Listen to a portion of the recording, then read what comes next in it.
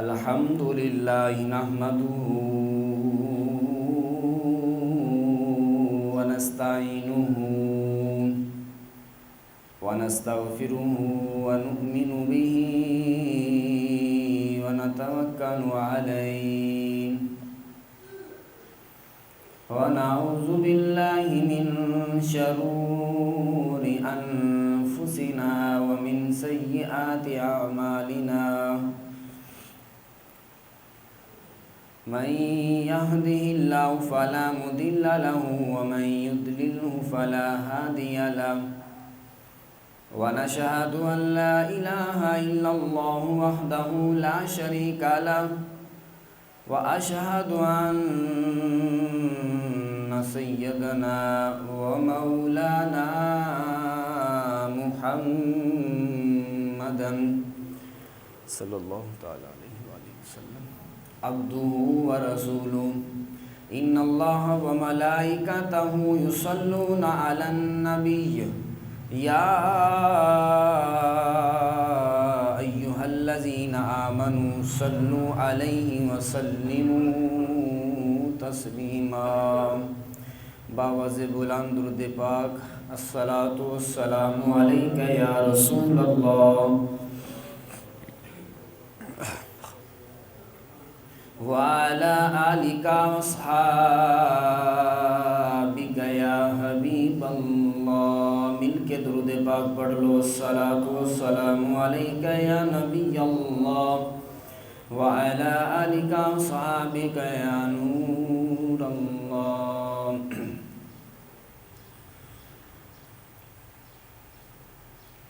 ہے بے صبری بڑی دل نو دعا منگو صبر آوے ہے بے صبری بڑی دل نو دعا منگو صبر آوے جیڑے مکھ دی ہے سکھ سانو او مکھ شالا نظر آوے ہے بے صبری بڑی دل نو دعا منگو صبر آوے مل کے پڑھ لو ہے بے صبری بڑی دل نو دعا منگو صبر آوے جیڑے مکھ دی ہے سکھ سانو او مکھ شالا نظر آوے ہے بے صبری بڑی دل نو دعا منگو صبر آوے ابو ایوب دے وانگو میری کلی بھی سج ویسی ابو ایوب دے وانگو میری کلی بھی سج ویسی شاہ سارے رسولاں دا شاہ سارے رسولاں دا میرے گھر بھی کدی آوے او شاہ سارے رسولاں دا او شاہ سارے رسولاں دا میرے گھر بھی کدی آوے ہے بے صبری بڑی دل نو دعا منگو صبر آوے جیڑے مکھ دی ہے سکھ سانو جیڑے مکھ دی ہے سکھ سانو او مکھ شالا نظر آوے ہے بے صبری بڑی دل نو دعا منگو صبر آوے۔ اللہ تبارک و تعالیٰ کی حمد و ثنا کے بعد آقا نامدار حبیب کبریا احمد مجتبی جناب حضرت سیدنا محمد مصطفیٰ صلی اللہ تعالی علیہ وآلہ وسلم کی بارگاہ گوہبار میں ہدیہ درود و سلام پیش کیا۔ دعا فرماؤ کہ اللہ تبارک و تعالی حق بیان کرنے کی توفیق عطا فرمائے۔ حضرات محترم، رمضان المبارک کا برکتوں والا رحمتوں والا مقدس مہینہ ہم سے جدا ہو چکا ہے۔ دعا ہے کہ اللہ تعالیٰ جس حضور کے غلام نے اس مہینے میں عبادتیں کی، نماز تراویح کا اہتمام کیا، ذکر الہی اور ذکر مصطفیٰ کا اہتمام کرتے رہے، اللہ سب کا یہ نیک اعمال کرنا اپنی بارگاہ میں قبول فرمائے۔ پیار سے بولیں سبحان اللہ۔ حضرات محترم، آج عید الفطر کا مقدس دن ہے۔ اللہ تبارک و تعالیٰ نے پھر سے ہم کو عید الفطر کی خوشیاں عطا فرمائی۔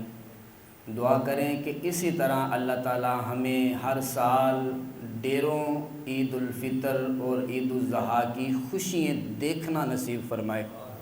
اگر اس کی بھی قدر دیکھنا چاہتے ہو تو ابھی عید الفطر کی نماز کے بعد کچھ لوگ ایسے ہوں گے کہ جو اپنے گھروں کی طرف جا کے اپنے والدین کا مکھڑا دیکھیں گے۔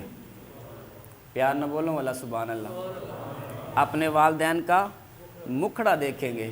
اور کچھ ایسے بھی لوگ ہیں کہ جو گھر میں جائیں گے لیکن نہ ماں نظر آئے گی تو نہ باپ نظر آئے گا، وہ قبرستان میں چلے جائیں گے۔ وہ کہاں جائیں گے؟ قبرستان میں۔ یعنی کہ کچھ لوگ گھر میں والدین کو ملنے کے لیے جائیں گے، کچھ قبرستان میں اپنے بھائیوں کو، اپنی بہنوں کو، اپنے عزیزوں کو، اپنے دوستوں کو وہ ملنے کے لیے جائیں گے۔ تو ہم کتنے خوش نصیب ہیں کہ اللہ تعالیٰ نے پھر رمضان المبارک کی برکتوں اور بخشش کے ہماری مغفرت کر کے ہمیں عید جیسی نعمت عطا فرمائی ہے۔ بات کی سمجھ آ رہی ہے میری؟ حضرات محترم، عید الفطر کا جو نام ہے نا وہ یہ نہیں ہے کہ نئے کپڑے پہن لیے تو لوگ کہتے ہیں عید الفطر ہے، اس کا یہ نام نہیں ہے۔ اور لوگوں نے خوشبو لگا لی تو لوگ کہتے ہیں یہ عید الفطر ہے۔ یعنی کہ اپنے نئے کپڑے پہن لینا، خوشبو لگا لینا، اس کو عید الفطر نہیں کہتے، اس کو عید الفطر نہیں کہتے۔ عید الفطر کیا ہے؟ عید الفطر یہ ہے کہ غریب طبقے کے ساتھ ان کو سینے سے لگایا جائے، ان سے پیار کیا جائے، ان سے محبت کر کے نبیوں کے امام کی سنت کو ادا کیا جائے۔ یعنی کہ ہم نے اپنے گھروں میں گوشت بنا لیا تو جو ہمارے عزیز ہیں، جو ہمارے پیارے ہیں، چودھری صاحب تو سارا سال ہی گوشت کھاتے ہیں، امیر لوگ تو سارا سال ہی گوشت کھاتے ہیں، لیکن کچھ لوگ ایسے بھی ہوتے ہیں محلے میں، گاؤں کے اندر، کہ جو سارا سال گوشت کھاتے ہی نہیں، دیکھتے ہی نہیں ہے، یعنی کہ اتنے وسائل ہی نہیں ہیں کہ وہ بکرے کا گوشت کھا سکے، وہ کٹے کا گوشت لے سکے یا مرغے کا گوشت لے سکے۔ یعنی کہ آپ عید اس کو کہتے ہیں کہ اگر آپ کسی عید والے دن کسائی کے پاس گئے ہیں، 5 کلو گوشت لے کر آئے ہیں، کتنا جی؟ پھر بولے آجے اوکھیاں گلاں نہیں، بالکل آسان گلاں وا، تھوڑی جہاں درد والی ابھی نے اس نو محسوس کرنا ہے۔ اگر کوئی بندہ عید والے دن کسائی کے پاس جاتا ہے، 5 کلو گوشت لے کر آتا ہے، اپنے گھر میں 5 کلو گوشت دیتا ہے اپنی امی کو، اپنی بیوی کو، اپنی بہن کو، اور ساتھ یہ جملہ بھی کہہ دیتا ہے، باجی جان، امی جان، اے بیگم صاحبہ، 5 کلو گوشت لے کر آیا ہوں عید الفطر کے لیے، عید الفطر کے لیے، لیکن 3 کلو گھر میں رکھ لینا، 2 کلو اللہ کے راستے میں مال وقف کر دینا، یعنی کہ غریبوں میں تقسیم کر دینا، یتیموں میں تقسیم کر دینا۔ حضرات محترم، یتیموں کی خدمت کرنا، اس کو عید الفطر کہتے ہیں، اور میرے کریم آقا علیہ الصلوۃ والسلام نے اس کو نام دیا ہے صدقہ فطر کا، کہ یعنی کہ رمضان المبارک میں لوگ عید سے پہلے، عید پڑھنے سے پہلے میرے کریم آقا علیہ الصلوۃ والسلام نے فرمایا صدقہ فطر ادا کرنا چاہیے۔ صدقہ فطر کیا ہے؟ اگر ایک گھر میں 5 لوگ ہیں، کتنے جی؟ 5 لوگ ہیں، تو میرے آقا علیہ الصلوۃ والسلام کی مختلف حدیث پاک ہیں، اگر گندم کا صحاب لگایا جائے تو 350 روپیہ بنتا ہے، کتنا؟ 350 روپیہ۔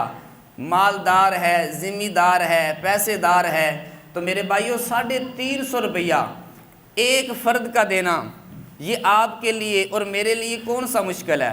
یعنی کہ آپ اپنے گھر سے تھوڑا سا مال غریبوں میں تقسیم کریں گے، یتیم بچے، غریب بچے بھی عید کی خوشیوں میں شامل ہو جائیں گے۔ آپ دیکھیں نا کہ عید الفطر میں کبھی ایسا ہوا ہے کہ چودھری صاحب کی الگ صف ہو عید کی نماز ٹائم، اور جو غریب بندہ ہے اس کی صف الگ ہو؟ نہیں، اس کو عید کا نام نہیں کہتے۔ عید اس کو کہتے ہیں جہاں پہ امیر بھی سجدے کرتے ہیں اور غریب بھی اپنے کریم رب کو یاد ہی کیا کرتے ہیں، اس کو کہتے ہیں۔ ایک یتیم بچہ تھا نا، میرے کریم آقا علیہ الصلوۃ والسلام، بڑی توجہ کے ساتھ حدیث پاک سماعت کیجیے گا، ایک یتیم بچہ تھا تو حضور کی بارگاہ میں آیا، تو آ کے پتہ کیا عرض کرتا ہے؟ اس کو نا اپنی روح میں اتارنا ہے اور اس کو سن کے اپنے دل کو ٹھنڈا کرنا ہے۔ تو آ کے نا حضور کی بارگاہ میں عرض کیا کہ یا رسول اللہ صلی اللہ علیہ وسلم، میرا باپ نہیں ہے، میرا باپ نہیں ہے، میں یتیم ہو چکا ہوں، ایک میری بہن ہے اور ایک میری والدہ ہے، وہ بھی بیوہ ہیں، تو یا رسول اللہ کھانے کے لیے میرے پاس کچھ نہیں ہے، کھانے کے لیے میرے پاس کچھ نہیں ہے، تو یا رسول اللہ کچھ عطا ہی فرما دیں، میں کافی دنوں کا بھوکا ہوں، پیاسا ہوں، یا رسول اللہ میں ہوں، یتیم ہوں، ایک میری بہن ہے، میری ماں ہے، وہ بیوہ ہے، تو یا رسول اللہ کھانے کے لیے کچھ نہیں، کچھ عطا فرما دیں۔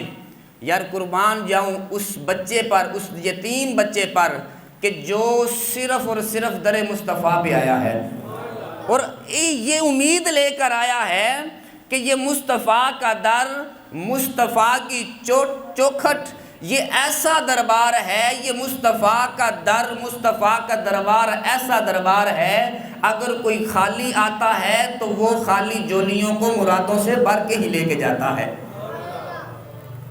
تو آ کے عرض کیا، میرے آقا علیہ الصلوۃ والسلام نے حضرت بلال حبشی کو بلایا، میرے آقا نے فرمایا بلال میرے نزدیک آ، یا رسول اللہ حکم ہو۔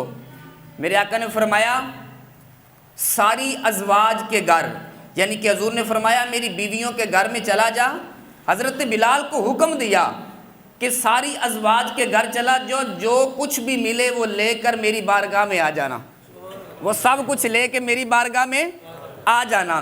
حضرت بلال حبشی کی دوڑیں لگ جاتی ہیں، کبھی کسی ازواج کے گھر، کبھی کسی ازواج کے گھر، کبھی کسی ازواج کے گھر، تو جب سارے گھروں سے ہو کر حضرت بلال حبشی واپس آئے نا، تو ٹوٹل احادیث مبارکہ کے اندر آیا کہ ساری ازواج کے گھروں سے جو چیزیں ملی ہیں وہ کھجوریں ملی ہیں، ان کی تعداد بھی 21 ہے، یعنی کہ ساری ازواج کے گھروں سے کتنی کھجوریں ملی ہیں؟ پھر بولے آج 21 کھجوریں ملی ہیں۔ تو کمال کی بات دیکھیں، صحابہ فرماتے ہیں ہم حضور کے ارد گرد ہیں، حضرت بلال حبشی 21 کھجوراں لے کے حضور کی بارگاہ میں آئے، پھر اس یتیم بچے کے ہاتھ پہ نہیں رکھا، سیدھا ید اللہ والے ہاتھوں پہ 21 کھجوروں کو رکھ دیا۔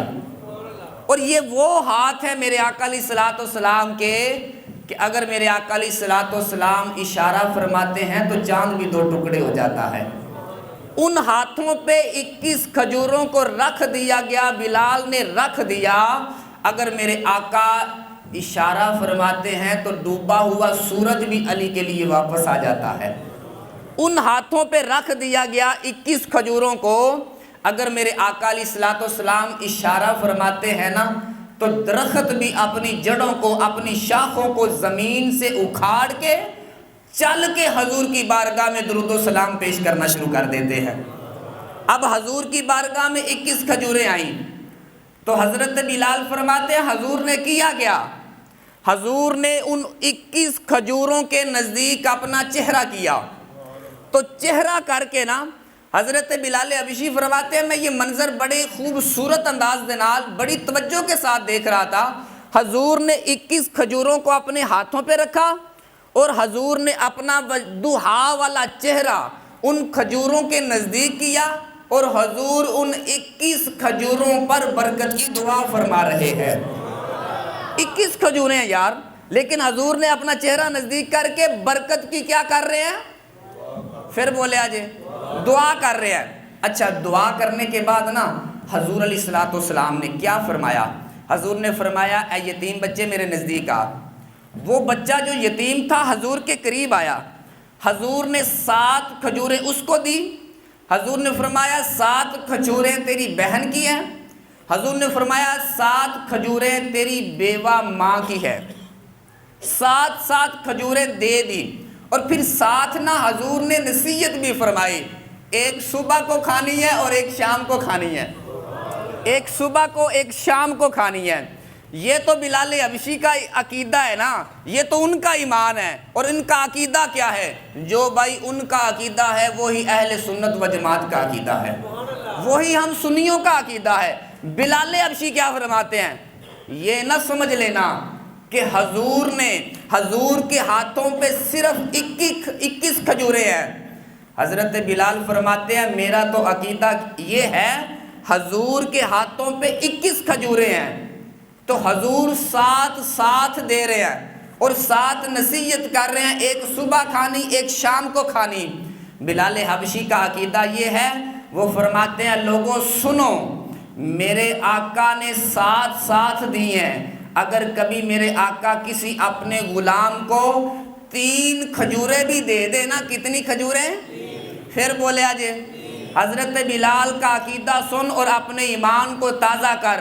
بلال حبشی فرماتے ہیں اگر حضور کبھی کسی اپنے غلام کو 3 کھجوریں بھی دے دے تو وہ 30 سال ختم ہی نہیں ہوتی، اس میں اتنی برکت آ جاتی ہے، اس میں اتنی رحمت اللہ نازل فرما دیتا ہے، 30 سال وہ حضور کے غلاموں کے پاس 3 کھجوریں ختم ہی نہیں ہوتی۔ یہ حضور کا کرم ہے۔ آگے دیکھیں، وہ یتیم بچے نے 21 کھجوریں لی، صحابہ فرماتے ہیں وہ مسجد نبوی سے باہر نکلا، توجہ کیجئے گا، مسجد نبوی سے باہر نکلا، ایک حضور کے غلام نہ ادھر بیٹھے ہوئے تھے، میرے آقا علیہ الصلوۃ والسلام کے ایک غلام ادھر بیٹھے تھے جن کا نام ہے حضرت معاذ بن جبل۔ معاذ بن جبل یہ حضور کے بڑے پیارے صحابی ہیں۔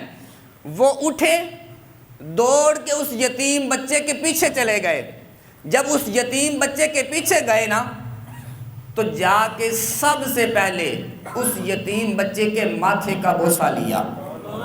یتیم بچہ تھا نا، حضور کی بارگاہ میں آیا تھا، سب سے پہلے اس یتیم بچے کے سر کا بوسہ لیا۔ بوسہ لینے کے بعد نا میرے نبی فرماتے ہیں حضرت معاذ بن جبل جب دوڑ کے اس یتیم بچے کے پاس گئے نا تو اپنا دست رحمت، اپنا دست قدرت حضور علیہ الصلوۃ والسلام کے غلام نے اس یتیم بچے کے سر پہ رکھا، تو سر پہ رکھ کے نا حضرت معاذ بن جبل نے فرمایا بیٹا پریشان نہ ہونا، اللہ تبارک و تعالیٰ تجھے بہترین سرپرست عطا فرمائے گا، تجھے اللہ تعالیٰ تیری غیب سے مدد فرمائے گا، بیٹا پریشان نہ ہونا۔ یہ جملے کہہ کے ماتھے کا بوسہ لے کے یتیم بچے کے سر پہ ہاتھ پھیر کے حضرت معاذ بن جبل اپنی اسی جگہ پہ آ کے بیٹھ گئے۔ تو میرے آقا نے دیکھا، میرے آقا نے فرمایا اے معاذ کھڑے ہو جا۔ جب معاذ بن جبل کھڑے ہوئے تو میرے آقا نے فرمایا معاذ یار بتا تو صحیح نا، تو اس یتیم بچے کے پیچھے دوڑ کے گیا تو تجھے کس چیز نے اٹھایا؟ حضرت معاذ بن جبل حضور کی بارگاہ میں عرض کرتے ہیں یا رسول اللہ، جو اللہ نے ایک یتیم بچے کی رحمت میرے دل میں رکھی ہے نا، اس برکت نے، اس رحمت نے، اس محبت نے اٹھا کے اس بچے کے پاس لے کر گیا، وہ محبت مجھے اس بچے کے پاس لے کر گئی ہے۔ تو میرے آقا علیہ الصلوۃ والسلام کے یہ صحابہ بیٹھے ہوئے تھے، صحابہ کی موجودگی میں میرے آقا نے فرمایا صحابہ اے میرا کلمہ پڑھنے والوں سنو، جو کسی یتیم بچے کے سر پہ، کیا یتیم بچے کے سر پہ میرے آقا نے فرمایا ہاتھ پھیرتا ہے نا، یہ نہیں فرمایا یتیم بچے کی خدمت کرنا، یہ نہیں فرمایا اس کی مدد کرنا، صرف میرے آقا نے فرمایا جو یتیم بچے کے سر پہ شفقت والا، محبت والا، پیار والا صرف ہاتھ پھیر دیتا ہے نا، میرے آقا فرماتے ہیں اس بندے کے ہاتھ کے نیچے اس یتیم بچے کے سر کے جتنے بال آئیں گے ان کے گنتی کے برابر اللہ اس بندے کو نیکیاں عطا فرمائے گا۔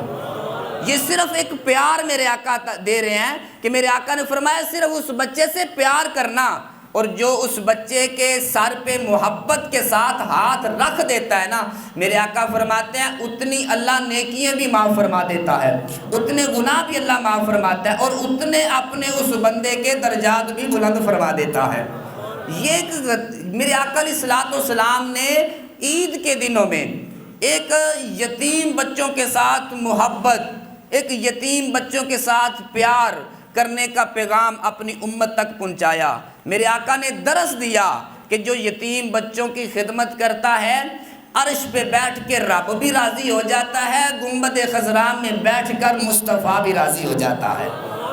صرف محبت کرنی ہے، صرف پیار کرنا ہے۔ عید کا دن ہے، جہاں پہ غریب ملے، جہاں پہ سمجھ آ جائے یار ملے دار ہیں آپ لوگ، جہاں پہ پتہ چل جائے نا اس کا باپ نہیں ہے، اس کی ماں نہیں ہے، تو اگر آپ کے پاس کچھ بھی نہیں نا، صرف اتنا کرنا ہے جب عید پڑھ کے جائیں تو اس یتیم بچے کے گھر میں چلے جانا، صرف محبت کے ساتھ اس بچے کے ماتھے کا بوسہ ہی لے لینا، اللہ تعالیٰ تمہیں اس حدیث کا ثواب عطا فرمائے گا۔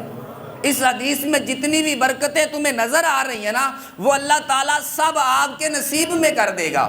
تو محبت کرنی ہے یتیموں کے ساتھ، غریبوں کے ساتھ، بیواؤں کے ساتھ، اور صدقہ خیرات کرنا ہے، صدقہ فطر دینا ہے۔ 350 روپیہ، یہ کسی کے لیے مشکل کام نہیں، فی فرد فی بندہ جو ہے وہ 350 روپیہ یہ عید کا، رمضان المبارک کا جو صدقہ فطر ہے وہ آپ نے ادا کرنا ہے۔ تو میرے بھائیو ہر ایک بندے کی میرے آقا علیہ الصلوۃ والسلام نے شان بیان فرمائی۔ اب دیکھیں نا، جنہوں نے رمضان المبارک میں روزے رکھے ہیں، جنہوں نے رکھے وقت ان کا بھی گزر گیا، جنہوں نے نہیں رکھے وقت ان کا بھی گزر گیا، ان کا بھی مہینہ گزرا ہے، ان کا بھی مہینہ گزرا، لیکن یہ دونوں برابر نہیں، دونوں برابر۔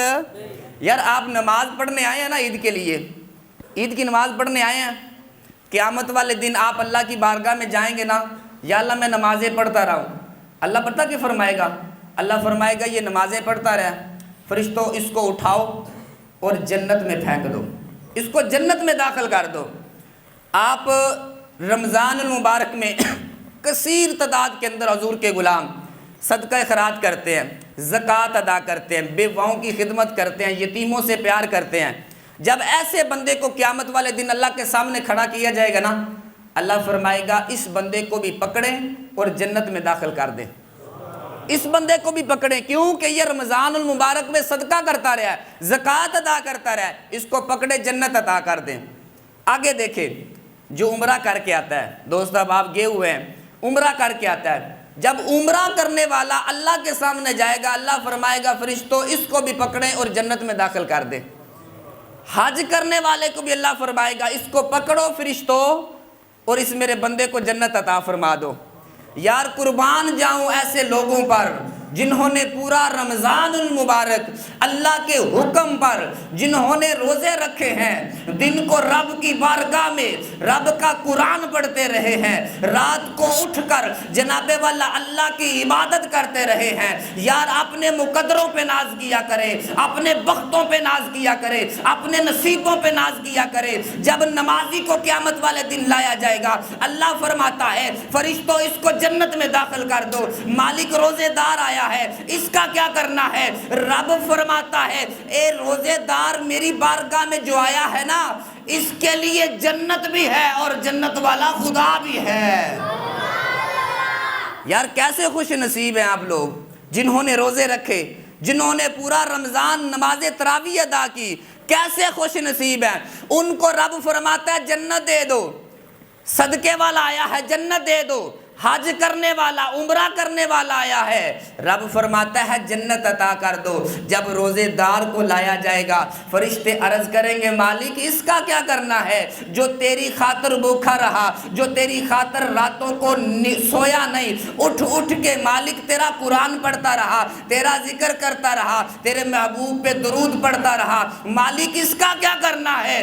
رب فرمائے گا اس کے لیے جنت بھی ہے اور جنت والا خدا بھی ہے۔ آپ کو سمجھ نہیں آ رہی؟ میں اور آسان کر دیتا ہوں، میں اور آپ کے لیے آسان کر دیتا ہوں تاکہ آپ کے سینے میں ٹھنڈ پڑ جائے۔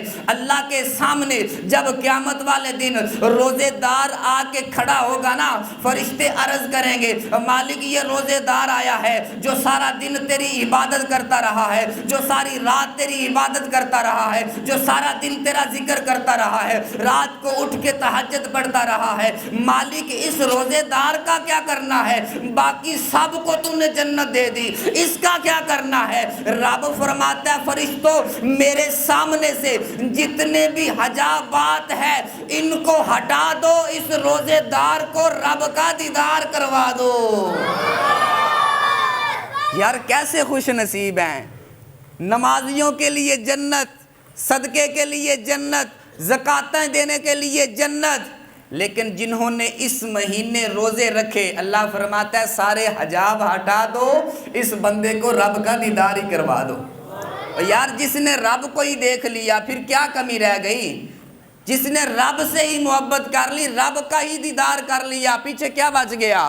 پھر یاد رکھنا جب آپ نے رب کو دیکھ لیا، رب بھی آپ کا اور جنت بھی آپ کی ہی ہو جاتی ہے۔ میرے بھائیوں آپ نے بات کو توجہ کے ساتھ سننا ہے کہ حضور علیہ الصلوۃ والسلام کہ ہر غلام کا مقام بڑا اعلیٰ، حضور کے ہر غلام کی شان بڑی اعلیٰ، لیکن آپ تھوڑا سا اس کا بھی حسن چیک کریں نا کہ قیامت کا دن ہوگا، اللہ فرمائے گا فرشتے اللہ کی بارگاہ میں عرض کریں گے مالک اس نے سارا مہینہ روزے نہیں رکھے، مالک اس نے کبھی نماز نہیں پڑھی، مالک اس نے ساری زندگی یہ گناہ کرتا رہا ہے، لیکن آج یہ تیری بارگاہ میں آیا ہے، صرف نماز پڑھنے کے لیے آیا ہے۔ کون سی؟ سال کے بعد جو نماز آتی ہے عید کی نماز پڑھنے کے لیے آیا ہے۔ اب جو صرف عید کی نماز پڑھنے کے لیے آیا ہے وہ تھوڑی سی توجہ فرمائیے گا، جنہوں نے رمضان کے مہینے روزے نہیں رکھے، نمازیں نہیں پڑھے یا کبھی زندگی میں نماز نہیں ادا کی، صرف عید کی نماز پڑھتے ہیں، یار اپنے مقدروں پہ ناز کیا کرے۔ رب کائنات نے تمہیں اعزاز کیا بخشا ہے، حضور کے صدقے شان کیا عطا فرمائی ہے۔ میرے بھائیوں جب ایک وزیر اعظم کسی شہر کے اندر آتا ہے نا، اس کا پروٹوکول کیا ہوتا ہے؟ اس کے پروٹوکول کے لیے دنیا کھڑی ہو جاتی ہے اور اس وزیر اعظم کا استقبال کرتی ہے۔ اگر کوئی پاکستان کا وزیر اعلیٰ آ جاتا ہے، پاکستان کا کوئی صدر آ جاتا ہے، اس کے لیے دنیا گلیوں میں بازاروں میں کھڑے ہو کر اس وزیر اعظم کا استقبال کرتی ہے۔ اس وزیر اعظم کے آگے بھی 20 گاڑیاں ہوتی ہیں، پیچھے بھی 20 گاڑیاں ہوتی ہیں۔ یہ پروٹوکول ہے ایک دنیا دار کے لیے، لیکن جب رب کا بندہ، مصطفیٰ کا غلام، مصطفیٰ کا کلمہ پڑھنے والا عید کی نماز، تو اگر دنیا دار کا استقبال کیا جائے دنیا کھڑی ہو جاتی ہے۔ اس کے آگے بھی 20 گاڑیاں، اس کے پیچھے بھی 20 گاڑیاں۔ کیا کیا جا رہا ہے؟ یہ اس وزیر اعظم کا یہ پروٹوکول ہے، اس کا استقبال کیا جا رہا ہے۔ رب فرماتا ہے فرشتوں اس بازار میں، اس مسجد کی گلیوں میں کھڑے ہو جاؤ، میرا بندہ اور میرے محبوب کا غلام میرے گھر میں آ رہا ہے۔ یار کیسے نصیب ہیں تمہارے، کیسے بخت ہیں۔ اگر دنیا دار کا استقبال کیا جائے تو عید کی ابھی نماز پڑھنے کے لیے آئے ہیں، رب کے فرشتے گلیوں میں کھڑے ہو کر آپ کا استقبال کر رہے ہیں۔ کیسے نصیب ہے تمہارے، کیسے بخت ہیں۔ اللہ تبارک و تعالی ہم سب کو عید الفطر کی خوشی عطا فرمائے۔ اللہ تبارک و تعالی ہم سب کے والدین کی بخشش فرمائے۔ اللہ تبارک و تعالی جن کے زندہ ہیں ان کو شانوں والی، ان کو عزتوں والی زندگی عطا فرمائے۔ آمین ثم آمین وما علینا الا البلاغ المبین۔